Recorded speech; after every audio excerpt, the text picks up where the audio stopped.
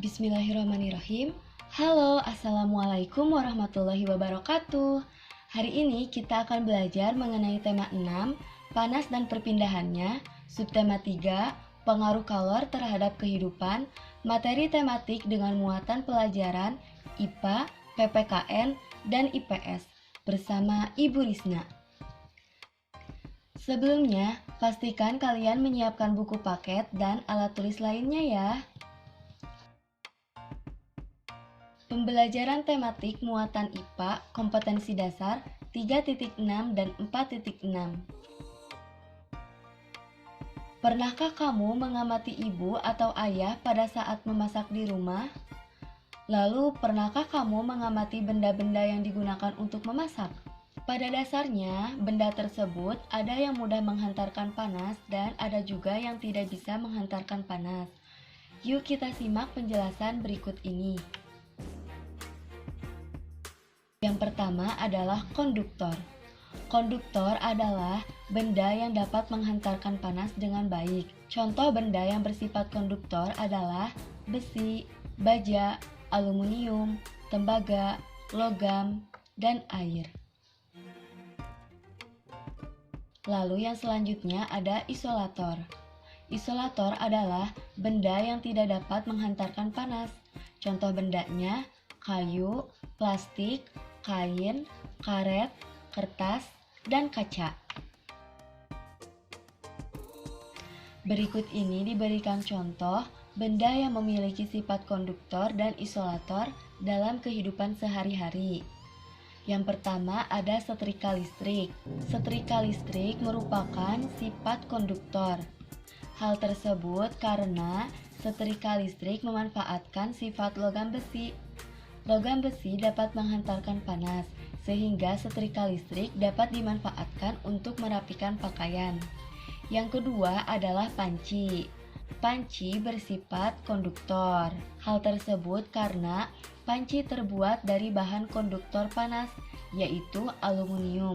Begitupun dengan wajan. Dan contoh yang terakhir adalah tusuk sate. Tusuk sate ini bersifat isolator. Hal tersebut karena tusuk sate terbuat dari bambu, sehingga tidak bisa menghantarkan panas. Selanjutnya, untuk mengetahui kemampuan anak-anak dalam membedakan benda yang bersifat konduktor dan isolator, anak-anak diminta untuk mengamati benda-benda yang ada di sekitar rumah. Gunakan tabel untuk mengidentifikasi sifat hantaran benda tersebut seperti yang tertera pada buku halaman 151 buku tema 6. Pembelajaran selanjutnya mengenai tematik muatan PPKN kompetensi dasar 3.2 dan 4.2.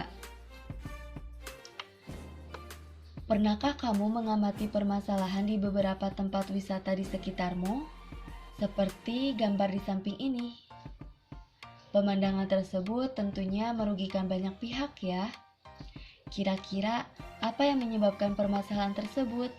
Lalu bagaimana caranya untuk mengatasi masalah tersebut ya? Setiap warga negara hendaknya mempunyai rasa tanggung jawab yang harus dilaksanakan sesuai dengan perannya di dalam masyarakat. Salah satu bentuk tanggung jawab adalah melaksanakan nilai-nilai Pancasila sebagai dasar negara. Nilai-nilai dalam Pancasila menjamin terjadinya masyarakat yang saling menghargai demi kepentingan bersama. Apa saja akibat yang akan terjadi bila anggota masyarakatnya tidak melaksanakan tanggung jawab ya?